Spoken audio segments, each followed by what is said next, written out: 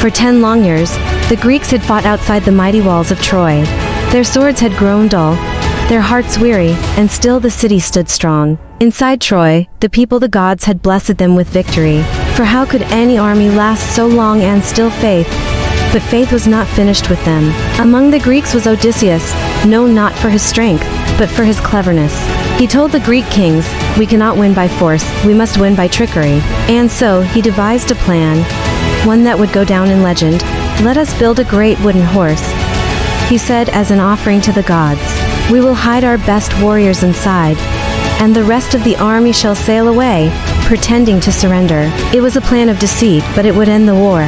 The Greeks built the great wooden horse, tall as the city gates, beautiful and carved with symbols of peace. They left it on the beach and sailed away into the horizon. When the Trojans saw the empty shores, they cheered. They thought the war was over. The horse, they believed, was gift, a token of the Greeks' surrender. With joy in their hearts, the Trojans dragged the wooden horse inside their city.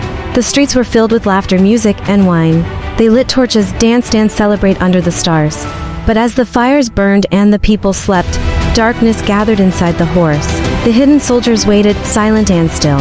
At midnight, when Troy was fast asleep, a secret signal flashed from the towers. The Greeks returned quietly to shore. Then, the soldiers inside the horse crept out and opened the city gates. The Greek army stormed in, fire and sword in hand. Flames devoured the homes, screams filled the air, and the proud city of Troy burned to the ground. By dawn, only ashes remained. At last, the Greeks had won. Helen was taken back, and the war that began with love ended in ruin. But victory came with curse, for the gods were not pleased. The Greeks had destroyed a sacred city, and they would pay dearly for their arrogance. When the Greek kings sailed home, the sea looked calm, but beneath the waves, anger stirred. The gods sent fierce storms that scattered their ships across the world. Some were drowned, others were lost forever. The heroes who survived faced years of wandering and sorrow. King Agamemnon, the leader of the Greeks, reached home safely, or so he thought. But his wife, Clytemnestra, had waited with hatred in her heart, for he had sacrificed their daughter to please the gods before the war.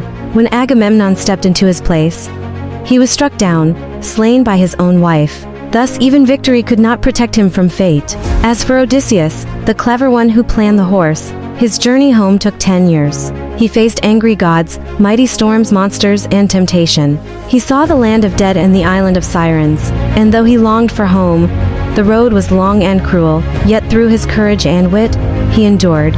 And so, the story of the fall of Troy and the return of the Greeks came to an end. The Greeks won the war but lost their peace. Troy's walls fell, but its story never did. It became a tale whispered for centuries. A warning that prude brings ruin, that the gods watch all, and that no victory born of deceit can ever bring true glory.